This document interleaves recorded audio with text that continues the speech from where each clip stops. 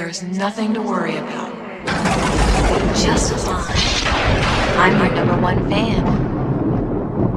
Cheap creep. It cost a few bucks, but check out my new solder iron. It's a Weller. It's got removable tips. I just got a regular tip on it right now. But even better, it's got LEDs. You can see what you're doing. And then, I'm just totally ramping up my game. I need to solder a very fine connection. Right there. Very small gauge for a battery. So I got one of those little magnifying glass men, so I can easily see what I'm doing. Now people use these for tying lures.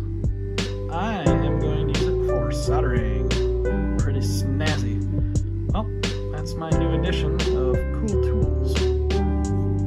I wasn't about to try to hold this camera and film this at the same time, but you can see my pretty solder job.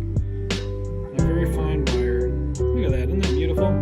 Now, I was going to use heat shrink, but the only thing is it's such a fine gauge wire. I don't have any heat shrink tubing that small, so I'm just going to use some tape as an isolator, and then I am going to wrap it the old-fashioned way like I always used to.